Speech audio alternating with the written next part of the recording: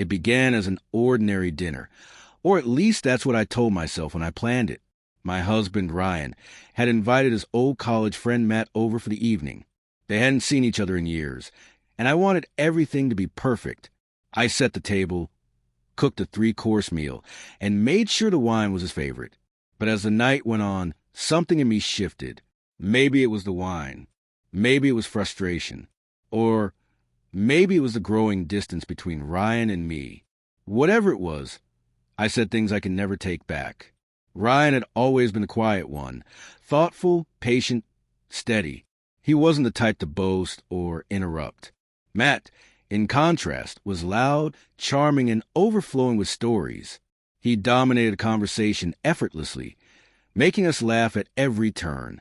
Somewhere in the middle of dinner, Matt began teasing Ryan about how soft he'd been back in college, always letting people walk over him.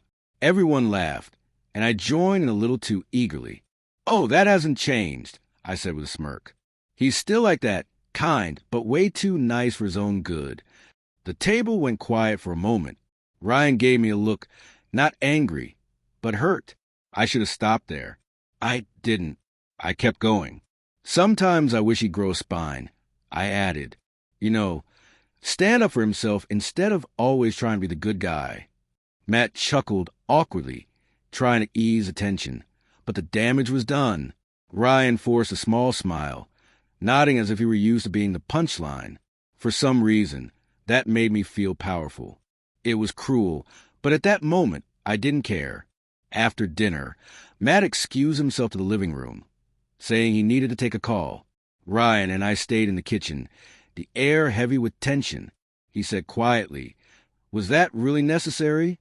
I shrugged, avoiding his gaze. "Relax, it was a joke. Don't be so sensitive." He didn't respond. He just began clearing the plates, the clinking of dishes the only sound between us.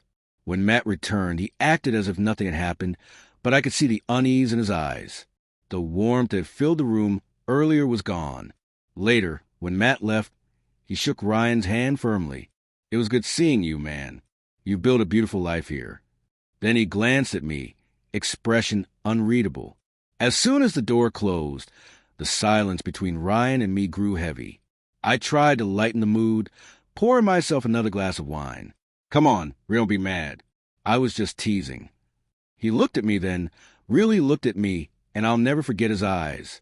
Resolved, distant. He didn't yell or argue.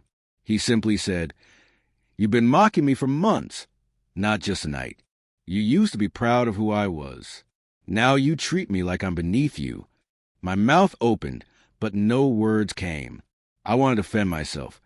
But deep down, I knew he was right. Long hours at work, stress, resentment. I had let it twist into contempt. He sighed softly. "You wanted me to grow a spine. You'll see what that looks like." I frowned, confused, as he walked past me into the bedroom. I heard drawers open, then close. Minutes later, he came out holding a packed bag. "Where are you going?" I asked, voice trembling. "Somewhere I'm respected," he said simply.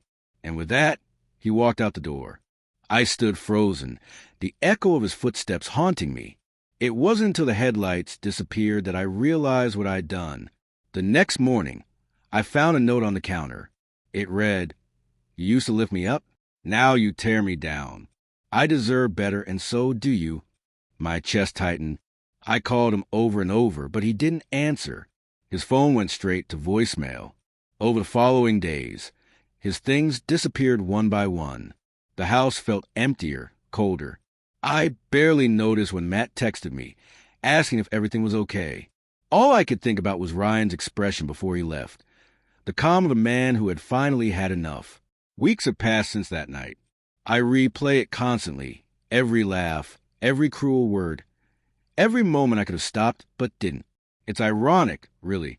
I mocked him for being too kind, too patient, too forgiving, until I push him past forgiveness.